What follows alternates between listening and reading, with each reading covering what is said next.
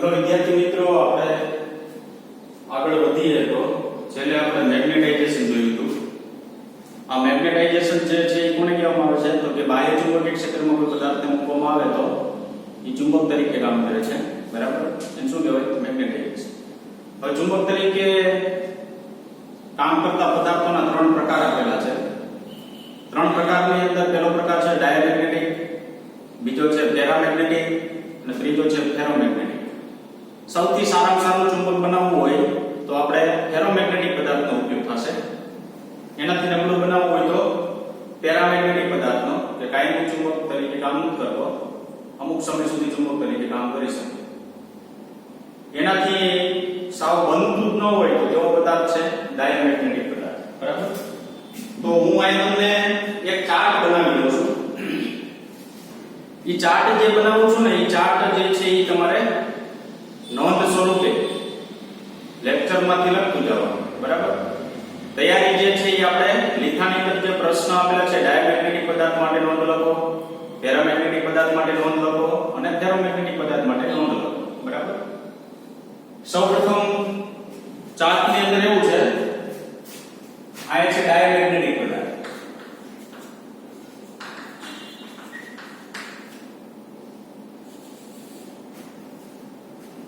આ છે પેરામેગ્નેટિક પદાર્થ,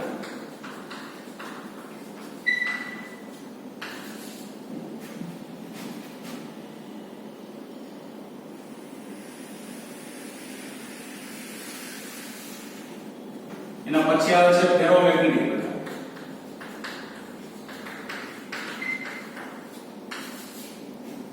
ત્રણ પ્રકાર છે, ત્રણ પ્રકારની અંદર ત્રણ પરિસ્થિતિઓ છે। કઈ કઈ ત્રણ પરિસ્થિતિઓ? પહેલી પરિસ્થિતિ સામાન્ય, ધારો કે સોનું છે તો સામાન્ય પરિસ્થિતિની અંદર ચુંબક તરીકે કામ કરે કે નહીં, બરાબર? કેવો પદાર્થ છે? ડાયમેગ્નેટિક છે, પેરામેગ્નેટિક છે કે ફેરોમેગ્નેટિક છે? પહેલી સામાન્ય પરિસ્થિતિ। બીજી પરિસ્થિતિ, તેને સમાન ચુંબકીય ક્ષેત્ર મૂકવામાં આવે। બીજી પરિસ્થિતિ કેવી છે ને? સમાન ચુંબકીય ક્ષેત્રની અંદર મૂકવામાં આવે। ત્રીજી પરિસ્થિતિ કેવી છે? અસમાન ચુંબકીય ક્ષેત્ર મૂકવામાં આવે। તો પહેલી પરિસ્થિતિ આપણે જોઈએ, સામાન્ય અવસ્થા।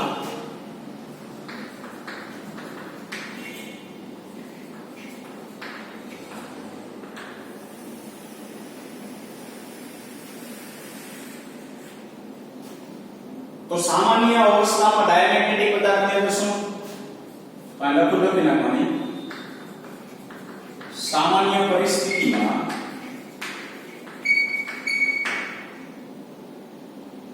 પદાર્થ ચુંબકીય ડાયપોલ મોમેન્ટ ધરાવતો નથી।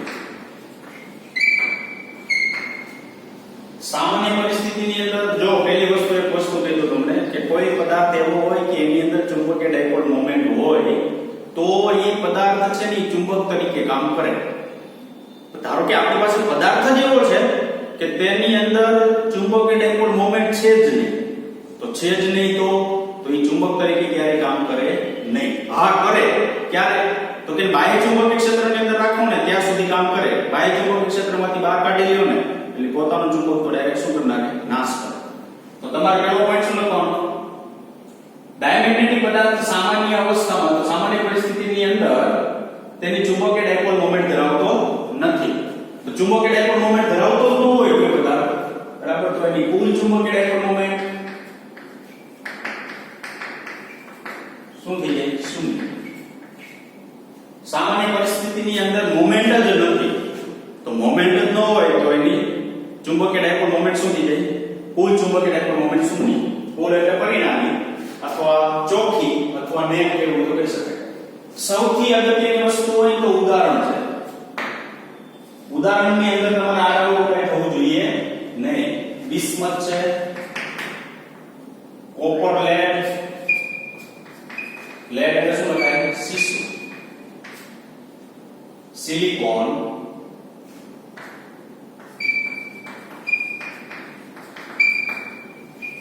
નાઇટ્રોજન,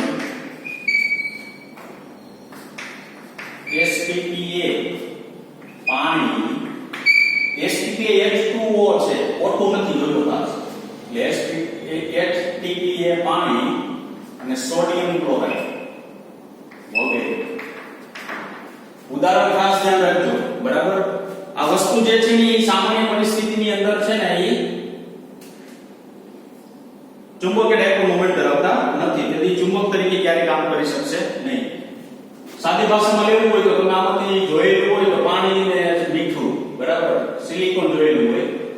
ધારો કે આપણે કોપર જોયેલું, કોપરનો ટુકડો લેવાનો. કોપર તો બધે જોયેલું હોય. હવે જો કોપરને લોખંડ સાથે અડાડો તો એ ચોટશે નહીં. શું કામ? એમ તો કે એ શું કામ નથી ચોટતું? તો કે એ સામાન્ય પરિસ્થિતિની અંદર એની અંદર કોઈ પણ પ્રકારની મોમેન્ટ નથી. મોમેન્ટ તો નથી, પણ મોમેન્ટ ન હોય તો કોઈ પણ પ્રકારનું ચુંબક તરીકે ક્યારે કામ કરી શકતું નથી.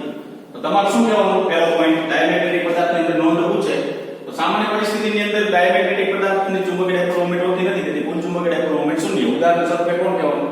બિસ્મથ છે, કોપર છે, લેડ છે, સીસુ છે, લેડ એટલે સીસુ, સિલિકોન, નાઇટ્રોજન, H2 પાણી અને NaCl વગેરે. ઉદાહરણ બોલવાના નથી. આમાંથી તમને પૂછે, ચાલો NaCl છે ડાયમેગ્નેટિક છે, ફેરોમેગ્નેટિક છે, ફેરોમેગ્નેટિક, તમારે ડાયરેક્ટ કહી શકો શું છે? ડાયમેગ્નેટિક છે. એવી રીતના આપણે આ પેરામેગ્નેટિક પદાર્થમાં આવીએ તો પેરામેગ્નેટિક પદાર્થની અંદર પેરામેગ્નેટિક પદાર્થ છે એ સામાન્ય સ્થિતિમાં તેના પરમાણુ ચુંબકીય ડાયપોલ મોમેન્ટ ધરાવે છે. પેરામેગ્નેટિક પદાર્થની અંદર ધારો કે ટુકડો એવો લીધો, પેરામેગ્નેટિક પદાર્થ છે, તેની અંદર ચુંબકીય ડાયપોલ મોમેન્ટ છે.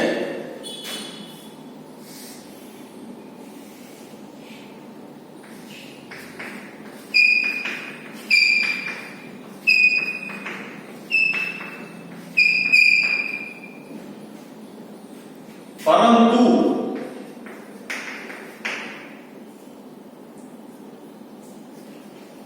બધી જ ચુંબકીય ડાયપોલ મોમેન્ટ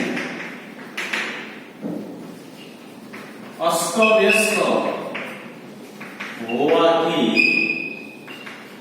કુલ ચુંબકીય ડાયપોલ મોમેન્ટ શૂન્ય હોય છે.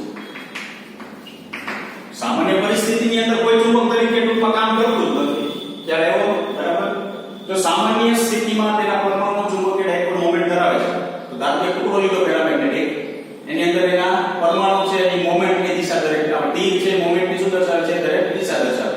એકની દિશા આમ છે, એકની આમ છે, એકની નીચે છે, એકની આમ છે, આડાવાળા બધે છે. તો પરંતુ બધી ચુંબકીય ડાયપોલ મોમેન્ટ અસ્તવ્યસ્ત હોવાથી કુલ ચુંબકીય ડાયપોલ મોમેન્ટ શૂન્ય. તો સામાન્ય પરિસ્થિતિની અંદર પેરામેગ્નેટિક પદાર્થ ચુંબક તરીકે કામ કરતો નથી, બરાબર. હવે અહીંયા સામાન્ય પરિસ્થિતિમાં તેમના પરમાણુ ચુંબકીય ડાયપોલ મોમેન્ટ ધરાવે છે.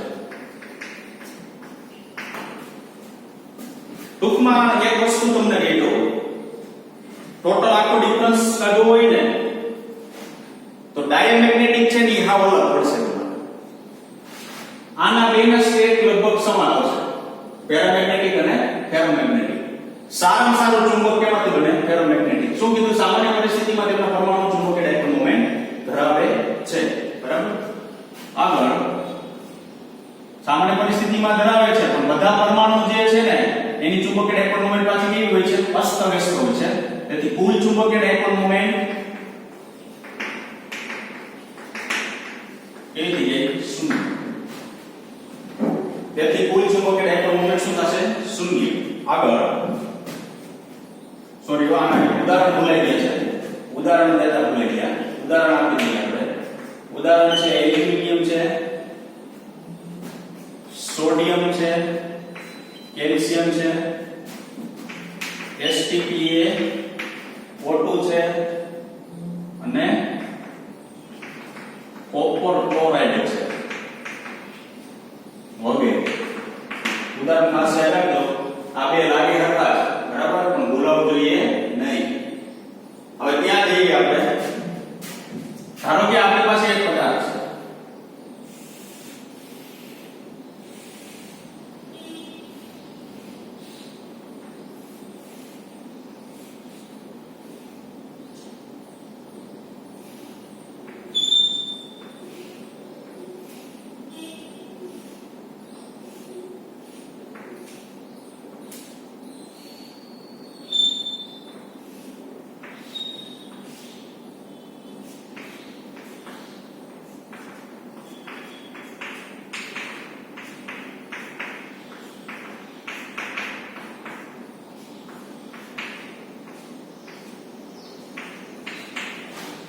આ પદાર્થની અંદર બધી પરમાણુની ચુંબકીય ડાયપોલ મોમેન્ટ કેવી છે? અસ્તવ્યસ્ત. તેથી કુલ ચુંબકીય ડાયપોલ મોમેન્ટ શું થાય? શૂન્ય. આગળ એવો વિસ્તાર કે જ્યાં બધી જ ચુંબકીય ડાયપોલ મોમેન્ટ એક જ દિશામાં હોય તો તે વિસ્તારને ડોમેઇન કહે છે. એવો વિસ્તાર કે જ્યાં બધી ચુંબકીય ડાયપોલ મોમેન્ટ એક જ દિશામાં હોય તો એને શું કહેવાય? ડોમેઇન. આ પરમાણુની ચુંબકીય ડાયપોલ મોમેન્ટ આપેલી છે. ધારો કે આપણે આ જે છે ને એને ઝૂમ કરીને બતાવીએ. આટલા શું કરશું આપણે? આમ ઝૂમ કરીને બતાવશું. આટલાનું હું ઝૂમ કરીને બતાવતા હોઉં.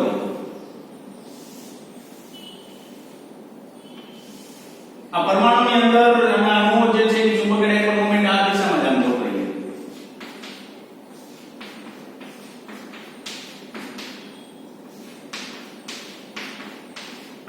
આ શું કહેવાય? ડોમેઇન.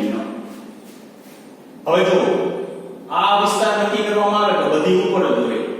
એટલા વિસ્તારમાં જેટલી ચુંબકીય ડાયપોલ મોમેન્ટ મળે એ બધી ઉપર. આ વિસ્તાર નક્કી કરવામાં આવે તો બધી આમ નીચે જ મળે. આ વિસ્તારમાં આમ ત્રાંસી મળે. આ વિસ્તારમાં આમ ક્રોસમાં મળે. તો આ વિસ્તારની અંદર આમ છે તો બધી ચુંબકીય ડાયપોલ મોમેન્ટ આમ. તો આ બધી ડોમેઇન છે. બધી શું કહેવામાં આવે? ડોમેઇન કહેવામાં આવે. પણ બધી ડોમેઇન છે પાછી અસ્તવ્યસ્ત છે. તો અસ્તવ્યસ્ત હોય તો પરિણામી ચુંબકીય ડાયપોલ મોમેન્ટ એને શું મળે? આપણે શૂન્ય મળે. આ ડોમેઇન જે છે એની સાઈઝ લગભગ 1 mm ની હોય છે. ડોમેઇનની સાઈઝ 1 mm કે અમુક વિસ્તાર 1 mm બાય 1 mm નો એવો વિસ્તાર ધારો કે હોય કે એમાં બધી ચુંબકીય ડાયપોલ મોમેન્ટ શું હોય છે? એક જ દિશામાં હોય. બરાબર?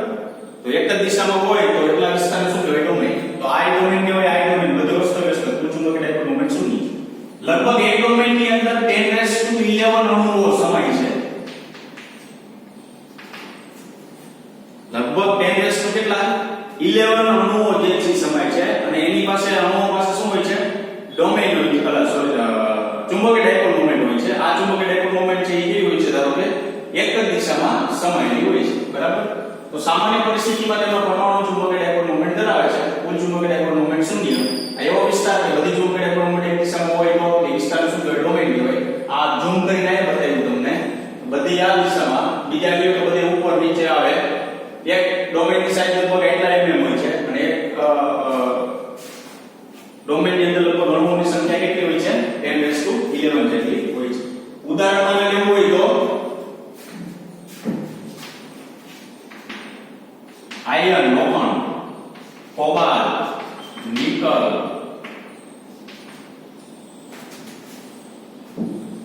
ગેડોલિનિયમ, બરાબર, વગેરે ફેરોમેગ્નેટિક પદાર્થ છે.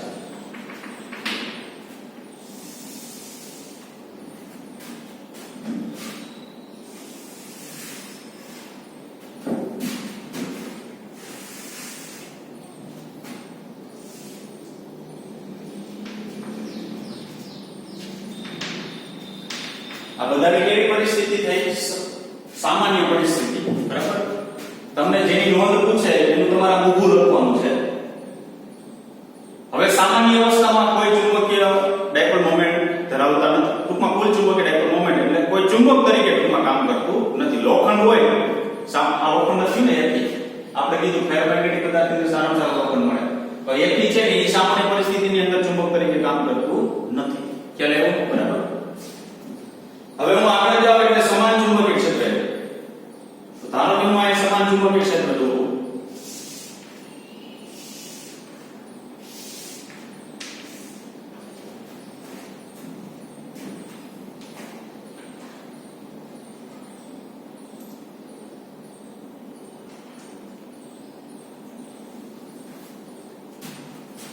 સમાન ચુંબકીય ક્ષેત્રની અંદર ડાયમેગ્નેટિક પદાર્થ મૂકવામાં. યાદ રાખજો. સમાન પરિસ્થિતિની અંદર સમાન ચુંબકીય ક્ષેત્રની અંદર શું લીધું? ડાયમેગ્નેટિક પદાર્થ. તો તો ડાયમેગ્નેટિક પદાર્થ જ્યારે સમાન ચુંબકીય ક્ષેત્રની અંદર મૂકવામાં આવે ને ત્યારે થાય શું તો કે તેની અંદર ચુંબકીય ડાયપોલ મોમેન્ટ પ્રેરિત થાય એટલે પેલા હતી નહીં હવે બનશે તો ખરા પણ એ ચુંબકીય ડાયપોલ મોમેન્ટની દિશા કેવી કે બાહ્ય ચુંબકીય ક્ષેત્રની વિરુદ્ધ દિશામાં બાહ્ય ચુંબકીય ક્ષેત્રની કેવી પ્રેરિત થાય છે વિરુદ્ધ દિશામાં પ્રેરિત થશે તો વિરુદ્ધ દિશામાં પ્રેરિત થશે તો પહેલી વસ્તુ બાહ્ય ચુંબકીય ક્ષેત્ર n પાસેથી ચુંબકીય ક્ષેત્ર રેખા બહાર નીકળે s પાસે એન્ટર થશે એટલે આપણે n અને s દસે દીધું એમાં એક શું લીધું ડાયમેગ્નેટિક પદાર્થ લીધો હવે અંદર શું થશે ચુંબકીય ડાયપોલ મોમેન્ટ શું થશે પ્રેરિત થશે આ પ્રેરિત એવી થશે કે બાહ્ય ચુંબકીય ક્ષેત્રની કેવી વિરુદ્ધ દિશામાં એટલે આમ પ્રેરિત થશે બરાબર તો આમ પ્રેરિત થશે તો એ પદાર્થની અંદર જો મોમેન્ટ આમ પ્રેરિત થાય ને તો યાદ રાખજો આ s હોય આ કોણ હોય છે n શું કામ તો કે s પાસેથી બહાર અંદરના વિસ્તારમાં s થી n તરફ મોમેન્ટની દિશા હોય તો આ n થયું આ શું થયું s થયું તો આ n વચ્ચે ને s વચ્ચે શું થાય અપાકર્ષણ થશે તો અપાકર્ષણ થશે ને તેને લીધે આપણે આ એવું કહેવાનું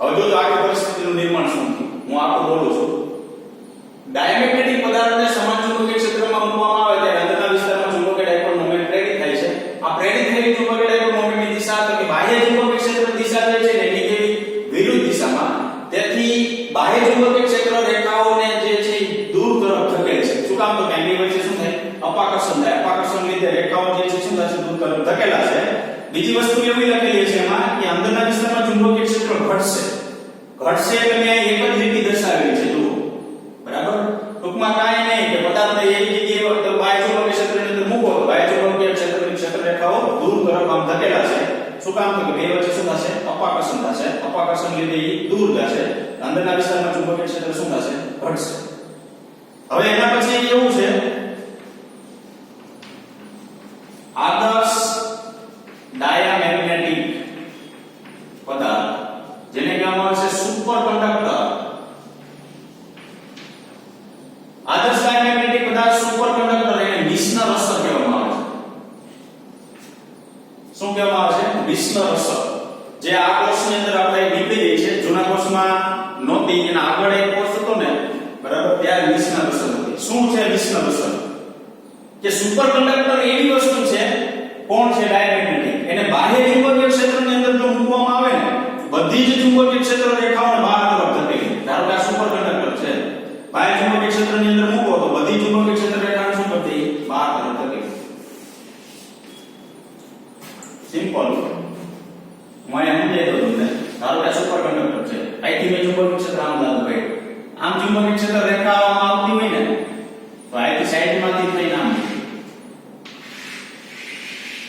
આને શું કહેવાય મિશ્ર અસર કહેવામાં આવે છે અને કેવો ડાયામેગ્નેટિક છે અલગથી નામ આપ્યું આદર્શ ડાયામેગ્નેટિક પદાર્થ છે સુપર કંડક્ટર અહીંયા શું હતું તો કે આ બધા પદાર્થ છે બિસ્મથ કોપર લેડ ને બધા અંદર ચુંબકીય ક્ષેત્ર ઘટે શું કામ તો કે અંદર એવું ચુંબકીય ક્ષેત્ર ઉત્પન્ન થાય બાહ્ય ચુંબકીય ક્ષેત્રનો વિરોધ કરે એટલે અપાકર્ષણને લીધે ક્ષેત્ર રેખા દૂર ભાગે અહીંયા તો વિરોધ કરે છે પણ ટોટલી વિરોધ કરે છે બરાબર બધી ક્ષેત્ર રેખાઓ બહાર તરફ શું કરે ધકેલી દે છે તો આને શું કહેવામાં આવે સુપર કંડક્ટર અને એ આદર્શ કીધું એક પ્રકારની આદર્શ પરિસ્થિતિમાં છે આની કાય m ની વેલ્યુ જે છે -1 હોય છે μr શું હોય છે 0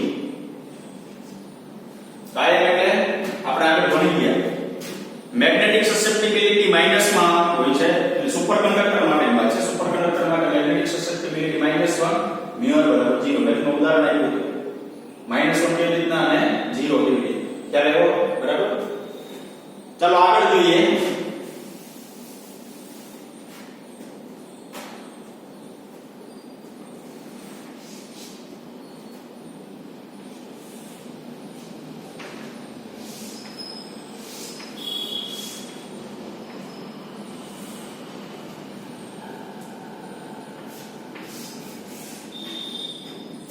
હવે શું કરું પેરામેગ્નેટિક પદાર્થને સમાન ચુંબકીય ક્ષેત્રમાં મૂકવામાં આવે તો તેની અંદર ચુંબકીય ડાયપોલ મોમેન્ટ પ્રેરિત થાય છે કેવી બાહ્ય ચુંબકીય ક્ષેત્રની દિશા અહીં વિરુદ્ધ થતી હતી બાહ્ય ચુંબકીય ક્ષેત્રની કેવી પ્રેરિત થાય છે દિશામાં પ્રેરિત થાય છે દિશામાં પ્રેરિત થતી હોવાથી શું થશે તો કે અંદરના વિસ્તારમાં ચુંબકીય ડાયપોલ મોમેન્ટની દિશા s થી n તરફ હોય તો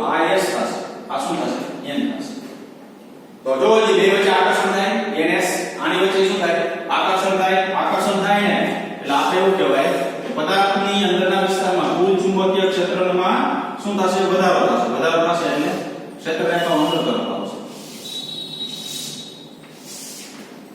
તો અંદર તરફ આવે તો પદાર્થનું કુલ ચુંબકીય ક્ષેત્ર શું થાય? વધે. પદાર્થનું કુલ ચુંબકીય ક્ષેત્રના મૂલ્ય શું થશે? વધારો થશે. પણ ફેરોમેગ્નેટિક કરતા આમાં 100% ચુંબકીય ડાયપોલ મોમેન્ટ એક દિશામાં ગોઠવાતી નથી. ચુંબક તરીકે કામ કરે પણ 100% એક દિશામાં ગોઠવાતી નથી.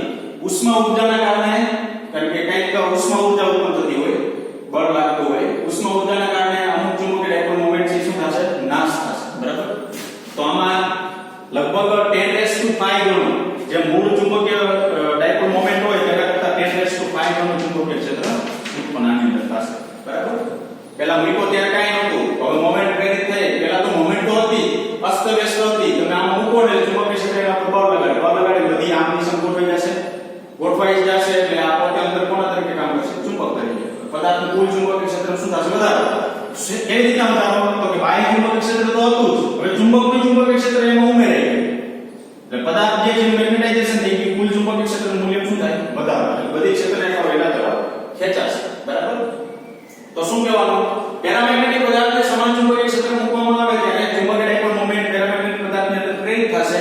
પ્રેરિત થશે એટલે તો કે ચુંબકીય ડાયપોલ મોમેન્ટની દિશા બાહ્ય ચુંબકીય ક્ષેત્રની દિશામાં ગોઠવાશે. એટલે કુલ ચુંબકીય ક્ષેત્ર પદાર્થનું શું થશે? વધશે. ખ્યાલ આવ્યો? બરાબર? હવે એના પછી જોઈએ તો ફેરોમેગ્નેટિક પદાર્થની અંદર શું? તો કે ફેરોન પેરા બે સમાન જ છે. એના જેવું જ લઈ લો. બરાબર? તો આની અંદર ડાયમેગ્નેટિક પદાર્થ મૂકવામાં આવે, ફેરોમેગ્નેટિક પદાર્થ મૂકવામાં આવે તો આમાં ચુંબકીય ડાયપોલ મોમેન્ટ બાહ્ય ચુંબકીય ક્ષેત્રની દિશામાં. તો S ના શું થાય? N પદાર્થનું પાછું કુલ ચુંબકીય ક્ષેત્ર શું થાય? વધે. પણ કેવું? તો કે ડાયન અને પેરા કરતા તીવ્ર. ડાયન પેરા કરતા તીવ્ર કીધું. એટલે ફેરોમેગ્નેટિક પદાર્થની અંદર કાંઈ ચુંબક બનાવવું તો બનાવી શકાય. ચુંબક તરીકે કામ કરે પણ લોંગ ટાઈમ, લાંબા સમય સુધી નહીં. સિમ્પલ વિચાર તો તમે એલ્યુમિનિયમમાંથી ચુંબક બનાવો, લોખંડમાંથી ચુંબક બનાવો. સારું કેમ બને? લોખંડમાંથી નથી બને. આ એલ્યુમિનિયમ છે. ખ્યાલ આવ્યો? બરાબર? તો આ બધી પરિસ્થિતિ થઈ સમાન ચુંબકીય ક્ષેત્રમાં બધા મૂકવામાં આવે ત્યારે. બરાબર? હવે જોઈએ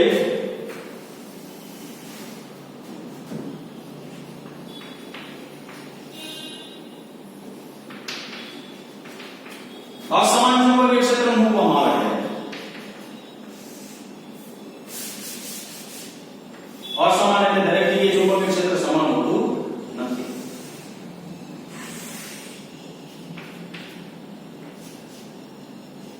ચાલો અહીંયા ગીચતા ઓછી છે એટલે ચુંબકીય ક્ષેત્ર ઓછું, અહીંયા ગીચતા વધુ છે ચુંબકીય ક્ષેત્ર વધુ. શું થશે? ધારો કે મેં ડાયમેગ્નેટિક પદાર્થ જે છે અસમાન ચુંબકીય ક્ષેત્ર મૂકી જોજો. બરાબર? તો મોમેન્ટ છે એ તો આમ પસાર થવાની છે. અસમાન હોય સમાન હોય. મોમેન્ટ જે છે એ બાહ્ય ચુંબકીય ક્ષેત્ર વિરુદ્ધ દિશા, બાહ્ય ચુંબકીય ક્ષેત્ર આ દિશામાં છે, એની કે વિરુદ્ધ દિશા. તો આપણી પાસે આ કોણ થશે?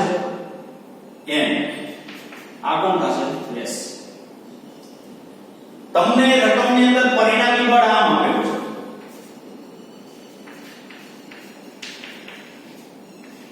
કઈ દિશામાં? ડાબી બાજુ પરિણામી બળ આપેલું છે. હવે હું તમને એક વસ્તુ કહી દઉં. તમે ડાયપોલ છે +Q -Q અને બાહ્ય વિદ્યુત ક્ષેત્રની અંદર રાખવામાં આવે તો પ્લસ ઉપર વિદ્યુત ક્ષેત્ર દિશામાં, ઋણ ઉપર વિદ્યુત ક્ષેત્રને કેવું લાગે? વિરુદ્ધ દિશામાં બળ લાગશે. એવી રીતે ચુંબકમાં IN થયું, IF થયું. આમ રાખવામાં આવે. આ બાહ્ય ચુંબકીય ક્ષેત્ર ધારો કે આ દિશામાં છે તો બાહ્ય ચુંબકીય ક્ષેત્ર N ઉપર ચુંબકીય ક્ષેત્રની દિશામાં, S ઉપર ચુંબકીય ક્ષેત્રની કેવું? વિરુદ્ધ દિશામાં બળ લગાડે. તો જો આ S છે એ વિદ્યુત ચુંબકીય ક્ષેત્રની વિરુદ્ધ દિશામાં બળ લગાડે.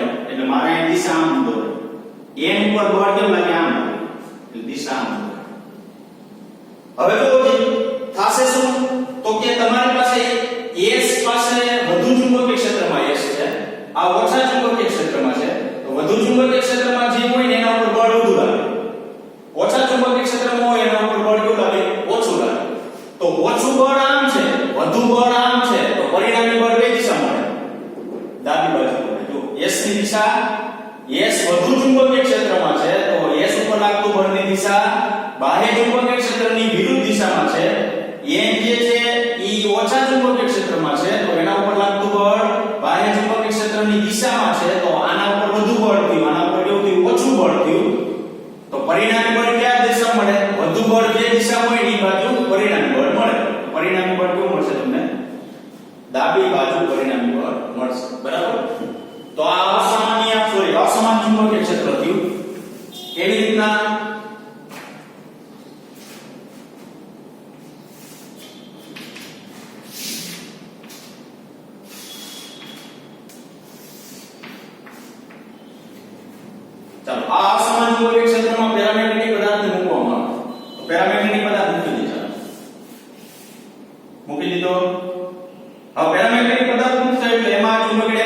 કે બાહ્ય ચુંબકીય ક્ષેત્રની દિશા, તો દિશામાં હોય તો આપણે ખબર છે કે આ થાય n, આ શું થશે s. તો n પર બળ કેવું, તો કે બાહ્ય ચુંબકીય ક્ષેત્રની દિશામાં, એટલે આ બળની દિશામાં નામ લે. s ઉપર કેવું, તો કે બાહ્ય ચુંબકીય ક્ષેત્રની કેવું, વિરુદ્ધ દિશામાં. પરિણામી બળ કઈ દિશામાં આવે, તો કે n હવે વધુ ચુંબકીય ક્ષેત્રમાં છે. તો s કેવો છે, ઓછા ચુંબકીય ક્ષેત્રમાં છે. વધુ ચુંબકીય ક્ષેત્રમાં જે ધ્રુવ હોય એના ઉપર લાગતું બળ વધુ, ઓછા ચુંબકીય ક્ષેત્રમાં જે હોય એના ઉપર લાગતું બળ કેવું, ઓછું. તો વધુ ચુંબકીય ક્ષેત્રમાં હોય તો પરિણામી બળ વધુ ચુંબકીય ક્ષેત્ર તરફ, તો n જે સોરી વધુ ચુંબકીય બળ તરફ, તો કેપિટલ N છે એનું બળ કઈ દિશામાં છે, આ દિશામાં. તો આનું પરિણામી બળ કેવું મળે, આ દિશા. બરાબર. આની આ પરિસ્થિતિ તમારે અહીં લખી નાખી ડાયરેક્ટ. ઓકે, હવે બાહ્ય ચુંબકીય ક્ષેત્ર જે છે આ વસ્તુ અહીં લખી નાખવાની. હવે આ વસ્તુ જે છે બાહ્ય ચુંબકીય ક્ષેત્રમાં ફેરોમેગ્નેટિક પદાર્થ રાખવામાં આવે, ની ફેરોમેગ્નેટિક પદાર્થ આપણે શું કરીએ, ધારો કે બહાર કાઢી લઈએ, તો આ થશે ધારો કે s, આ થશે શું n. તો અહીંયા શું ઉત્પન્ન થશે, ચુંબક બનશે.